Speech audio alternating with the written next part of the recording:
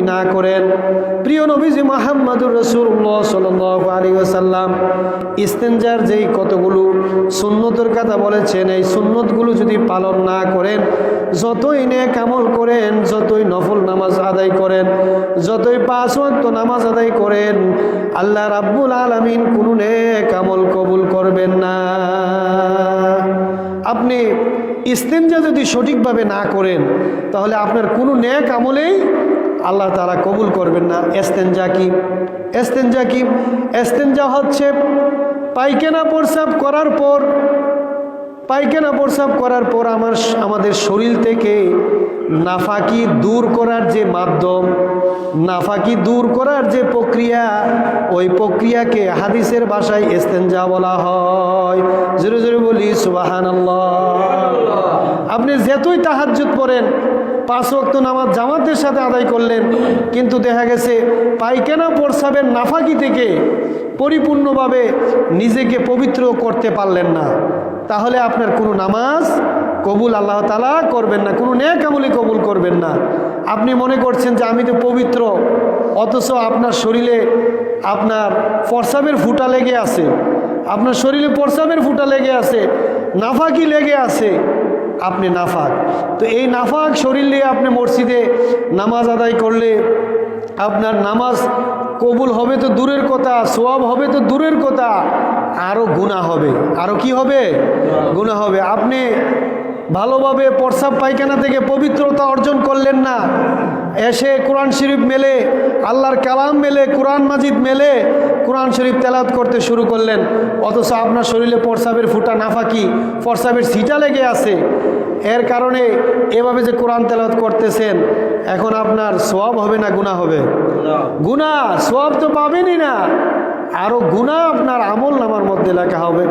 মুহতারাম হাজিরিন, প্রিয় বাবারা ভাইয়েরা, এই প্রস্রাবের নাফাকি থেকে আপনি পরিপূর্ণভাবে পবিত্রতা অর্জন না করেন, তাহলে আপনার এই আচরণটা হবে একটা পশুসুলভ, পশুর মতো। আমাদের দেখবে কিছু পশু আছে, পশুগুলা এমনভাবে পায়খানা প্রস্রাব করে, অর্ধেক এদের শরীরে লেগে থাকে আর বাকি অর্ধেক মাটিতে পড়ে। মানুষের মধ্যে এমন কতক মানুষ আছে, মানুষের মধ্যে এমন মানুষ আছে যারা পরিপূর্ণভাবে প্রস্রাব পায়খানা থেকে নাপাকি দূর করে না, কিছু তাদের শরীরে লেগে থাকে আর বাকি মাটিতে পড়ে। জোরে জোরে বলি নাউজুবিল্লাহ। প্রিয় উপস্থিতি, আল্লাহ রাসূল সাল্লাল্লাহু আলাইহি ওয়াসাল্লাম যখন বাথরুমে যেতেন, বাথরুমে যাওয়ার কিছু আদব কায়দা সাহাবায়ে কেরামদেরকে শিক্ষা দিয়েছেন, কিছু বিধান শিক্ষা দিয়েছেন। আল্লাহ রাসূল সাল্লাল্লাহু আলাইহি ওয়াসাল্লাম বলেন, কানা রাসূলুল্লাহ সাল্লাল্লাহু আলাইহি ওয়াসাল্লাম ইযা দাখালাল মিরফাক লাবিসা হিজাহু ওয়া গাত্তা রাসুহু। জোরে জোরে বলি সুবহানাল্লাহ। আল্লাহ রাসূল সাল্লাল্লাহু আলাইহি ওয়াসাল্লাম যখন বাথরুমে যেতেন, তখন আপনার জুতা স্যান্ডেল পায়ে রাখার জন্য বলেছেন এবং মাথা ঢেকে বাথরুমে প্রবেশ করার জন্য বলেছেন। জোরে জোরে বলি সুবহানাল্লাহ। এজন্য বাথরুমে যাওয়ার প্রথম সুন্নত হচ্ছে আপনার পায়ে স্যান্ডেল থাকতে হবে। পায়ে কি থাকতে হবে? স্যান্ডেল থাকতে হবে। আর 2 নম্বর সুন্নত হচ্ছে আপনার মাথা ঢেকে রাখতে হবে। মাথা কি রাখতে হবে? ঢেকে রাখতে হবে। আমার প্রিয় বাবারা ভাইয়েরা, আজকের আধুনিক বিজ্ঞানী মেডিকেল সায়েন্স তারা প্রমাণ করেছে, তারা খুঁজে পেয়েছে আল্লাহ রাসূল সাল্লাল্লাহু আলাইহি ওয়াসাল্লাম জুতা স্যান্ডেল পায়ে রাখার জন্য কেন বলেছেন। আজ থেকে 1450 বছর পূর্বে বাথরুমে প্রবেশ করার পূর্বে পায়ে জুতা রাখার জন্য কেন বলেছেন। আজকের মেডিকেল সায়েন্স তারা প্রমাণ করেছে, আপনি যখন জুতা স্যান্ডেল ছাড়া বাথরুমে প্রবেশ করবেন, বাথরুমের কমেটে যখন বসবেন, তখন ওই বাথরুম থেকে আপনার শরীরের মধ্যে কৃমির জীবাণু প্রবেশ করবে। জুতা স্যান্ডেল ছাড়া যদি আপনি বাথরুমে যান, তাহলে বাথরুম থেকে আপনার শরীরে কি ঢুকবে? কৃমির জীবাণু ঢুকবে, আপনি অসুস্থ হয়ে যাবেন। জোরে জোরে বলি সুবহানাল্লাহ। তারপরে বাথরুমের মধ্যে এমন কিছু জীবাণু থাকে, আপনার মাথা যদি ডেকে না রাখেন তাহলে ওই বাথরুম থেকে আপনার শরীরে এই জীবাণু চলে আসতে পারে। জোরে জোরে বলি সুবহানাল্লাহ। মুহতারাম হাজিরিন, আল্লাহ রাসূল সাল্লাল্লাহু আলাইহি সাল্লাম এই কথাটা আজ থেকে 1450 বছর কত আগে বলে গিয়েছেন। আর আজকের মেডিকেল সায়েন্স বিজ্ঞানীরা তারা এখন বলতেছে যে বাথরুমে প্রবেশ করার সময় অবশ্যই পায়ে জুতা স্যান্ডেল রেখে বাথরুমে যেতে হবে। তো এটা হচ্ছে রাসূলুল্লাহ সাল্লাল্লাহু আলাইহি সাল্লামের প্রথম সুন্নত। আপনি যখন বাথরুমে যাবেন তাহলে অবশ্যই প্রথমে আপনাকে পায়ের মধ্যে জুতা রাখতে হবে, 2 নম্বরে মাথা ঢেকে রাখতে হবে। বাথরুমে প্রবেশ করার প্রথম সুন্নত হচ্ছে পায়ে জুতা স্যান্ডেল রাখতে হবে, মাথা ঢাকিয়ে রাখতে হবে। দ্বিতীয় নম্বর সুন্নত হচ্ছে আপনি যখন বাথরুমে প্রবেশ করবেন, বাথরুমে প্রবেশের সময় আপনি কোন পাও আগে দিবেন? বাথরুমে যখন প্রবেশ করবেন কোন পা আগে দিতে হবে? ডান পা না বাম পা? বাম পা দিতে হবে। বাম পা দিয়ে বাথরুমে প্রবেশ করতে হবে। বাম পা দিয়ে প্রবেশ করার সময় দোয়া আছে না নাই? আল্লাহ রাসূল সাল্লাল্লাহু আলাইহি ওয়াসাল্লাম একটা দোয়া শিখিয়ে দিয়েছেন। এই দোয়াটা আমরা জানি কি জানি না? দোয়াটা কি? বাথরুমে যখন আপনি প্রবেশ করবেন কোন দোয়া পরে বাথরুমে প্রবেশ করবেন? দোয়াটা কি? দুঃখের বিষয়, রাসূলুল্লাহ সাল্লাল্লাহু আলাইহি ওয়াসাল্লাম বাথরুমে যাওয়ার সময় অবশ্যই দোয়া পড়ে তারপরে বাথরুমে প্রবেশ করতেন। আমরা অনেকে নিজেকে সুন্নি দাবি করি। সুন্নি হচ্ছে যারা মানে নবীজির সুন্নতগুলা মেনে চলে। জোরে জোরে বলি সুবহানাল্লাহ, আরো জোরে বলি সুবহানাল্লাহ। সুন্নি কারা? মানে যারা নবীজির সুন্নত মানে। সুন্নত মানে কি? নবীজির আদর্শ। নবীজির কি আদর্শ? আদর্শ মানে কি? নবীজি যেই কাজটা যেভাবে করার জন্য বলেছেন হুবাহু কোনো পরিবর্তন না করে, কোনো চেঞ্জ না করে আল্লাহ রাসূল সাল্লাল্লাহু আলাইহি সাল্লাম যেই কাজটা যেভাবে করার জন্য বলেছেন সেভাবে করাটাই হচ্ছে সুন্নত। বলি সুবহানাল্লাহ। এবং রাসূলুল্লাহ সাল্লাল্লাহু আলাইহি সাল্লাম কিছু কাজ করতে নিষেধ করেছেন। রাসূলুল্লাহ সাল্লাল্লাহু আলাইহি সাল্লামের আদেশ এবং নির্দেশ মেনে চলা, যারা মেনে চলে তারা হচ্ছে সুন্নি। বলি সুবহানাল্লাহ। মুহতারাম হাজিরিন, আমরা সুন্নি দাবি করি অথচ বাথরুমের দোয়া যে সুন্নত তরিকা আছে আমরা অনেকে জানি না। মুহতারাম হাজিরিন, আপনি তখনই সত্যিকারের আশিক রাসূল হতে পারবেন, সত্যিকারের সুন্নি হতে পারবেন, প্রকৃতপক্ষে সুন্নি হবেন তখনই হবেন যখন প্রত্যেক কাজে কাজে, প্রত্যেক কদমে, প্রতিটি কাজে, প্রতিটি আমলে, প্রতিটি কর্মে আল্লাহ রাসূলের সুন্নতকে ফলো করবেন, সুন্নতকে অনুসরণ করবেন। জোরে জোরে বলি সুবহানাল্লাহ। আপনি মুখে বললেন আমি সুন্নি, অথচ আপনার বাস্তবে কাজে বিপরীত, আপনার কথার সাথে কাজের সাথে কোনো মিল নাই, তাহলে আপনি কোনোদিন সুন্নি হতে পারবেন না। সুন্নি হওয়ার শর্তই হচ্ছে আল্লাহ রাসূলের সুন্নাহ, আল্লাহর রাসূল এবং সাহাবায়ে কেরাম, সালফে সালিহিন, এই 3 যুগ যেটাকে বলা হয় নবীর যুগ, সাহাবায়ে কেরামের যুগ, তারপরে তাবিদের যুগ। তারা কিভাবে কোরআনকে মানতে হবে, হাদিসকে কিভাবে মানতে হবে, ইসলামকে কিভাবে নিজের জীবনে ইস্টাবলিশ করতে হবে। কোরআন এবং ইসলাম হচ্ছে পূর্ণাঙ্গ জীবন ব্যবস্থা। Islam is complete code of life. Islam হচ্ছে পূর্ণাঙ্গ জীবন ব্যবস্থা। ইসলামের মধ্যে এমন কোনো জিনিসের ব্যাখ্যা দেওয়া নাই আপনার ব্যক্তিগত জীবন, সামাজিক জীবন, রাষ্ট্রীয় জীবন, আপনার জন্ম থেকে মৃত্যু পর্যন্ত একটা মানুষের যা যা প্রয়োজন সব কিছুর কথা ইসলামের মধ্যে ডিসক্রাইব করা হয়েছে, বর্ণনা করা হয়েছে। জোরে জোরে বলি সুবহানাল্লাহ। এমন কোনো কাজ পাবেন না যেই কাজের কথা ইসলামে বলা হয় নাই। জোরে জোরে বলি সুবহানাল্লাহ। আমার প্রিয় বাবারা, ভাইয়েরা, বাথরুমে যখন প্রবেশ করবেন, বাথরুমে নবীজির সুন্নত আছে না নাই? প্রত্যেকটা কাজে, প্রতিটি কাজে কাজে আল্লাহ রাসূলের সুন্নত আছে। 1 গ্লাস পানি খাবেন, পানি খাওয়ার সময় নবীজির সুন্নত আছে না নাই? কথা বলেন, সুন্নত আছে না নাই? আবার খাবার গ্রহণ করবেন, 1 প্লেট ভাত খাবেন, খাওয়ার সময় নবীজির সুন্নত আছে না নাই? রাস্তা দিয়ে হাঁটবেন, নবীজির সুন্নত আছে না নাই? মসজিদে প্রবেশ করবেন, নবীজির সুন্নত আছে না নাই? রাতের বেলা ঘুমাবেন, রাতের বেলা ঘুমাতে যাবেন, ঘুমানোর সময় নবীজির সুন্নত আছে না নাই? ঘুম থেকে জেগে উঠবেন, জেগে ওঠার পর নবীজির সুন্নত আছে না নাই? আমার প্রিয় বাবারা ভাইয়েরা, এমন কোনো কাজ দেখাতে পারবেন না যেই কাজে রাসূলুল্লাহ সাল্লাল্লাহু আলাইহি ওয়াসাল্লামের নবীজির সুন্নত নাই।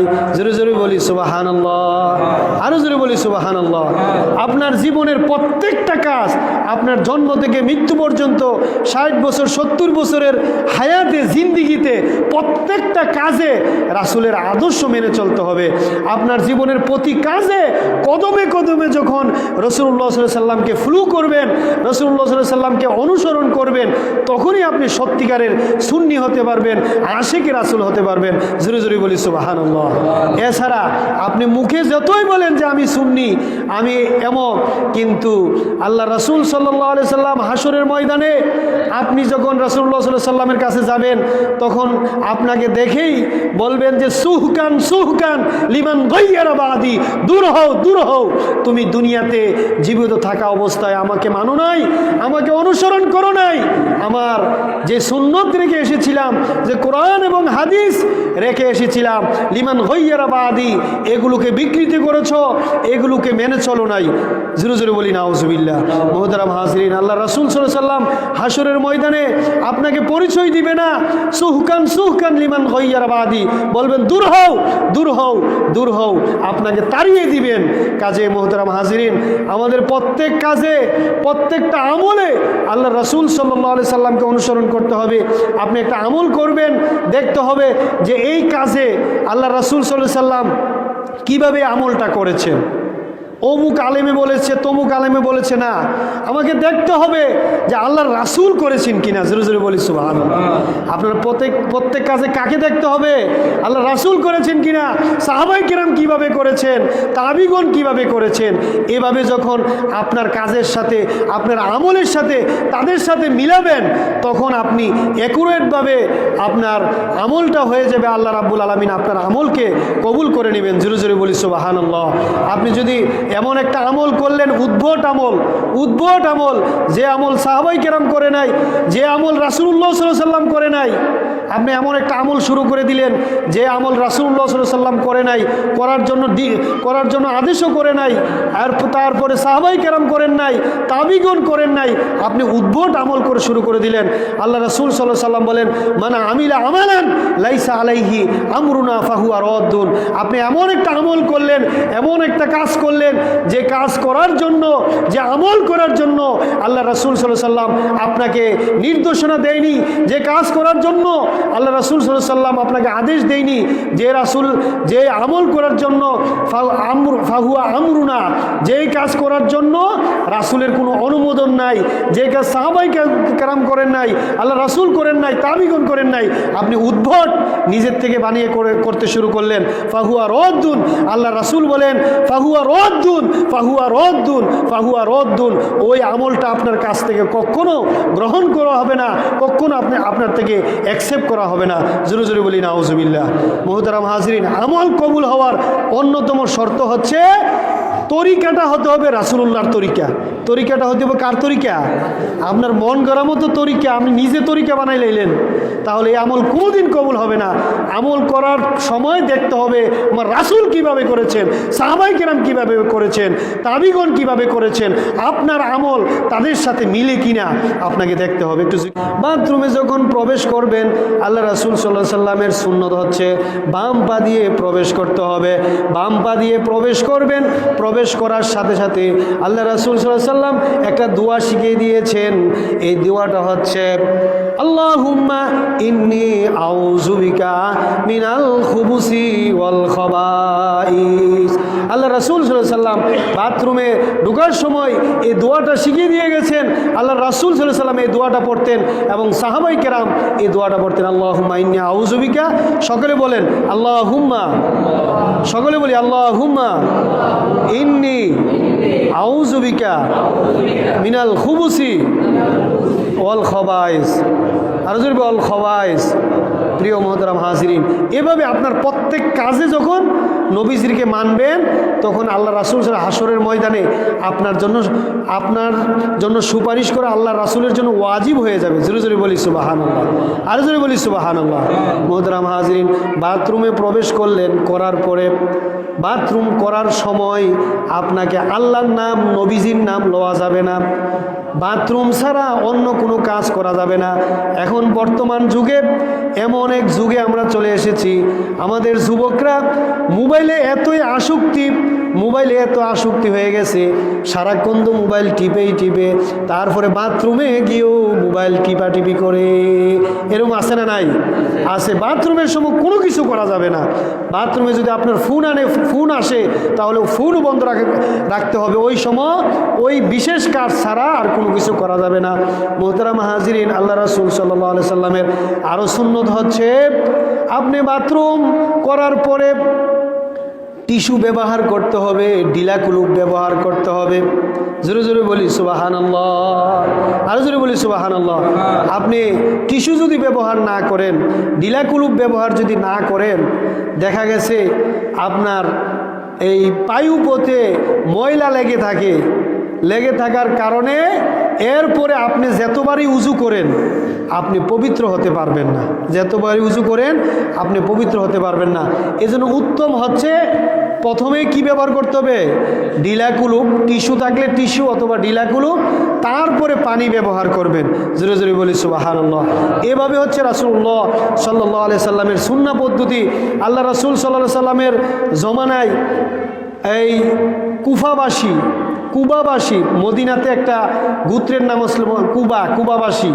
তো এরা কি করতো, আল্লাহ রাসূল সাল্লাল্লাহু আলাইহি সাল্লামের যুগে আপনারা যারা আরব দেশে গিয়েছেন, আরব দেশ সম্পর্কে যাদের জানা আছে আপনারা জানেন, আরব দেশে খুবই ভয়াবহ পানির সংকট, মরুভূমি এলাকা, চতুর্দিকে শুধু মরুভূমি, পানি পাওয়া খুবই কষ্টকর। আরব দেশে এখনও আপনার যেই দামে পানি পাওয়া যায় ওই দামে তেলও পাওয়া যায়। জোরে জোরে বলি সুবহানাল্লাহ। পানির সংকট। তো কুবাবাসীর লোকেরা তারা কি করত? তারা ডিলা কুলুপ ব্যবহার করত, করার পরে তারপরে তারা পানি দিয়ে পরিষ্কার হতো। জোরে জোরে বলি সুবহানাল্লাহ। আল্লাহ রাব্বুল আলামিন, আল্লাহ সুবহানাহু তাআলা ওই কুবাবাসী লোকের উপর এত খুশি হলেন। কেন খুশি হলেন? এরা ডিলা কুলুপও ব্যবহার করে, আবার পানিও কি করে? ব্যবহার করে। এত খুশি হলেন, আল্লাহ তাআলা পবিত্র কোরআন মাজিদের মধ্যে একটা আয়াত নাজিল করে দিলেন।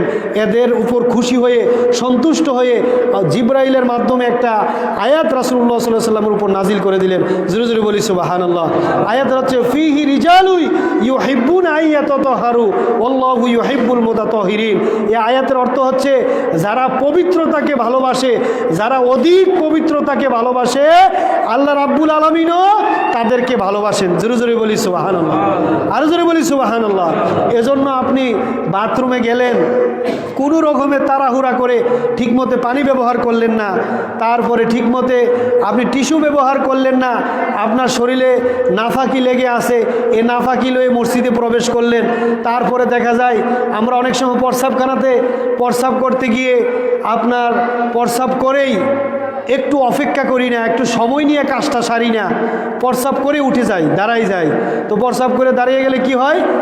আপনার এই ফুটা প্রস্রাব পরে। একটু সময় নেন, একটু অপেক্ষা করেন। আপনি না করে দাঁড়িয়ে গেলেন, এর দাঁড়িয়ে যাওয়ার কারণে আপনার শরীরের মধ্যে এই প্রস্রাবের ফুটা লেগে থাকে। আপনি মনে করেন, এরপর উজু করেন, মসজিদে প্রবেশ করেন, আপনি তো মনে করেন যে আপনি পবিত্রই। আপনি পবিত্র না, আপনি নাফাক, সম্পূর্ণ নাফাক। প্রস্রাব নিয়ে আপনি মসজিদে ঢুকছেন। মসজিদে ঢুকার কারণে সবের পরিবর্তে আপনার আমলনামার মধ্যে আরও গুনাহ লেখা হচ্ছে। জোরে জোরে বলে নাউজুবিল্লাহ। একটু অপেক্ষা করেন। আল্লাহ রাসূল সাল্লাল্লাহু আলাইহি ওয়াসাল্লাম বলেন, ইজা বালা আহাদুকুম ফালিয়ানতুর যাকারাহু সালাসা মাররাত। যাদের ফুটা প্রস্রাব পড়ার অভ্যাস আছে, ইজা বালা আহাদুকুম ফালিয়ানতুর যাকারাহু সালাসা মাররাত। পুরুষাঙ্গকে গোড়া থেকে আগা পর্যন্ত এভাবে 3 বার টান দিবেন। ইজা বালা আহাদুকুম ফালিয়ানতুর যাকারাহু সালাসা মাররাত। এভাবে 3 বার টান দিলে আপনার প্রস্রাব ক্লিয়ার হয়ে যাবে, আপনি পবিত্র হয়ে যাবেন। জোরে জোরে বলি সুবহানাল্লাহ, আরো জোরে বলি সুবহানাল্লাহ। একটু জিকির। সাল্লাল্লাহু আলাইহি ওয়াসাল্লাম দুইটা নতুন কবর কিছুদিন হয়েছে মারা গেছে 2টা যুবক। এদের এক রাস্তার পাশে দুইটা নতুন কবর, এই নতুন কবর দিয়ে আল্লাহ রাসূল এবং সাহাবাই কেরাম যাচ্ছেন, রাস্তা দিয়ে হেঁটে যাচ্ছেন। আল্লাহ রাসূল সাল্লাল্লাহু আলাইহি ওয়াসাল্লাম এই দুইটা নতুন কবর দেখে হঠাৎ করে দাঁড়িয়ে গেলেন। তখন ইবনে আব্বাস রাদিয়াল্লাহু তাআলা আনহু নবীজির সাথে ছিলেন, বলতেছে ইয়া রাসূলুল্লাহ, ইয়া হাবিবাল্লাহ, এই কবরগুলো দেখে আপনি কেন এভাবে দাঁড়িয়ে গেলেন, থমকে গেলেন? আপনি মনে হয় যে কী দেখতেছেন? বলতেছেন হ্যাঁ, আমি দেখতেছি এই দুইটা কবরের মধ্যে এদেরকে পিটানো হচ্ছে। জোরে জোরে বলি নাউজুবিল্লাহ। এই দুইটা কবরে আমি দেখতেছি এদেরকে কি করা হচ্ছে? পিটানো হচ্ছে। আম্মাতু আযাবুল কবরি ফিল বাউল ফাস্তানজিহু মিনাল বাউল ইন্নাহুমা লা ইউআযযিবানি ওয়া মা ইউআযযিবানি ফি কাবীর। তখন বলতেছি ইয়া রাসূলুল্লাহ, এই দুই কবরে এদেরকে পিটানো কেন হচ্ছে? তখন বলতেছে ইন্নাহুমা লা ইউআযযিবানি ওয়া মা ইউআযযিবানি কাবীর। কাবীর মানে বড়, মানে এদেরকে কোনো বড় অপরাধের জন্য কবরের মধ্যে পিটানো হচ্ছে না। তখন আল্লাহ রাসূল সাল্লাল্লাহু আলাইহি ওয়াসাল্লামকে বলা হলো ইয়া রাসূলুল্লাহ, কেন এদেরকে কবর পিটানো হচ্ছে? তখন আল্লাহ রাসূল সাল্লাল্লাহু আলাইহি ওয়াসাল্লাম বলেন ইন্নাহুমা লা ইউআযযিবানি ওয়া মা ইউআযযিবানি ফি কাবীর আম্মা আহাদুহুমা ফাকানা লা ইস্তাতিরু মিনাল বাউল। বাউল মানে পায়খানা, প্রস্রাব। প্রথম ব্যক্তির প্রথম যে কবরটার মধ্যে পিটানো হচ্ছে সে লা ইস্তাতিরু মিনাল বাউল, প্রস্রাব পায়খানা থেকে, প্রস্রাবের ছিটা থেকে সে সতর্কতা অবলম্বন করতো না। জোরে জোরে বলি নাউজুবিল্লাহ। প্রথম কবরটার যে ফিটানো হচ্ছে কেন? প্রস্রাব পায়খানার থেকে সতর্ক থাকতো না, একটু সিটা থেকে সতর্ক থাকতো না। তখন বলা হলো ইয়া রাসূলুল্লাহ, দ্বিতীয় নম্বর কবরে কেন পিটানো হচ্ছে? তখন আল্লাহ রাসূল সাল্লাল্লাহু আলাইহি ওয়াসাল্লাম বলেন ওয়া আম্মাল আখিরু ফাকানা ইয়ামশি বিন নামিমাতি। দ্বিতীয় নম্বর কবরে যে পিটানো হচ্ছে তাকে, তার অপরাধ হচ্ছে সে কথা সালাসালি করতো। ওয়া আম্মাল আখিরু ফাকানা ইয়ামশি বিন নামিমাতি। একজন থেকে একটা কথা শুনে আপনার আরেকজনের কাছে লাগাইতো, এরকম লোক আছে না নাই? যেটা বলে আছে না নাই?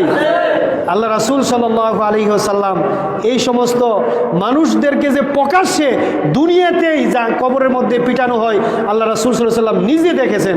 মোহতারাম হাজরিন, এই দুইটা কাজ থেকে আমরা বেঁচে থাকবো। প্রস্রাব পায়খানা করার পরে একটু ধীরস্থিরভাবে একটু সময় নিয়ে কাজগুলো করব, একটু বি কেয়ারফুল থাকবো, একটু সাবধান থাকবো, কোনো অবস্থাতে যাতে আমাদের শরীরে প্রস্রাবের ছিটা অথবা কোনো নাফাকি যাতে লেগে না থাকে। যদি থাকে আপনার কোনো আমল হবে না, আপনার কোনো আমল হবে না। আল্লাহ রাব্বুল আলামিন আমাদের সকলকে আমল করার